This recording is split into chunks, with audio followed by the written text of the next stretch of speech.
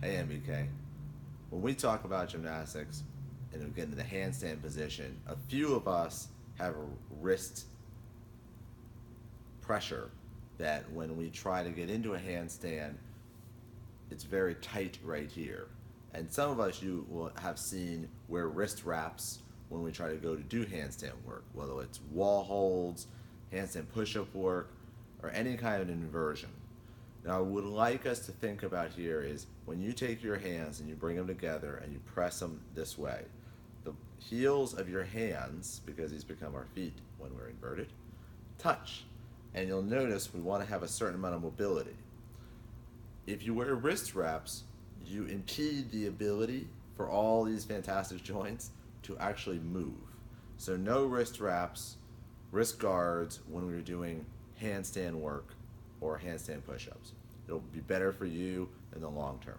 Now, if it is tight, first thing to do is regularly do what we call rock and roll. You just take your wrists, move nice and around, you just bring it around, go the other way. The idea is just bring some mobility into that wrist, getting it moving in those end ranges. Play with it, really passively move the wrist. Have it go both ways. Find out where the tension is in your hands. Feel it. When you do that, then you'll start to become very more aware as to where that tension is. Now, when we are in inverted and we are looking to put ourselves into a handstand position, there is a technique we can use to relieve some of the pressure in our hands up on the upper side. So if you feel that pressure there, this will work. And it's called chambering. So you take your hand, if my hand is flat on the floor, you peel in the fingers so the knuckles are raised. See that? So you take your fingers, I'm laying flat on the ground, and I would peel them in. This will release some of the pressure and make it easier upside down.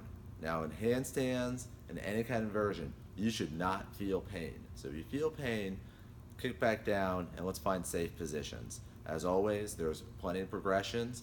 We don't need to go full inversion, full vertical. We can always go in at an angle and get a fantastic experience and really work on slowly but surely taking care of those joints. Clearly, if you've had an injury or breakage in those over the last, forever, that will impede it greatly for the long term. And we just need to work around that. So, focus on your wrists when you're doing handstand inversions. Do a little rock and roll. Use a chambering. Those are two really great techniques to help you be inverted safely and through the progressions in NBK. So thank you very much, and I hope this was helpful.